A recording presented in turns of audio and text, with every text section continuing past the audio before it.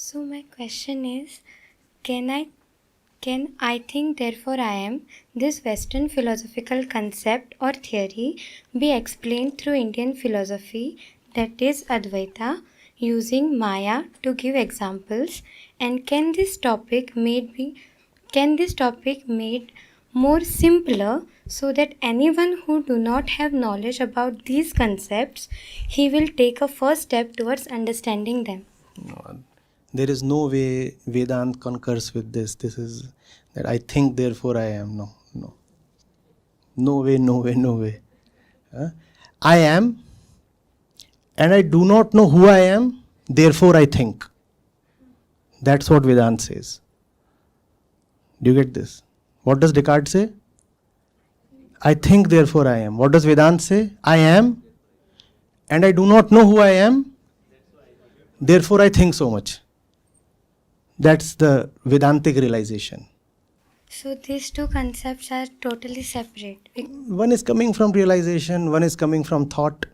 Yeah, but can thought be the starting point of realizing that Of course, coming of course. to that level Of course. like where the Vedanta starts Of course, itself? of course, Yeah. of course. But the intention has to be to know, not to just keep thinking. Otherwise, thought becomes a prakritic, unending, cyclical activity in itself. You can keep thinking without ever gaining in depth. There is nobody who does not think all day. What does that give us, or where does that leave us? It leaves us at the same point we started from. So the intention has to be to know, to get into thought, to get to the source of thought. When you realize where your thoughts are coming from, then you know that the solution lies at the source of thought, not at some end point of the thought. Can I ask one more question Sure, related to of this? course. Yeah, if some person has that willingness to know the things, and even after knowing the things in theory and looking at other people and experiencing that, in practical world also that person sees the things, but when it comes to that person is not uh, executing that in his life or her life. What can we call that? Memory, lot of memory. One has memorized stuff. That does not become your life. To live is very different from just knowing. Real knowledge has to become life.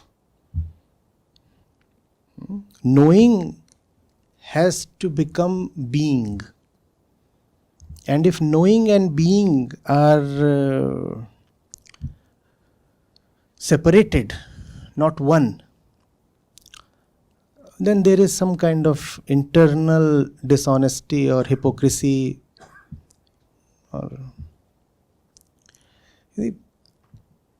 One has to be in love. Only in love do you not tolerate distances. Otherwise, the ego, to preserve itself, can have a lot and keep everything at a distance from itself. You see, you look at these mics. I'm using them. When you want to use something, you keep it close to yourself but still at a distance. Your specs, you keep them so close to yourself, but can you put them right on your retina? There has to be a distance, no? That's how the ego operates. It keeps a lot of things close to itself, but it would never let anything become itself. If something comes too close, it becomes threatening. That's how the ego operates. Love says, no, I want a union. I want a oneness. I'm prepared to dissolve into the other. And that other has to be something higher than myself. Otherwise, dissolution is neither useful, not even possible.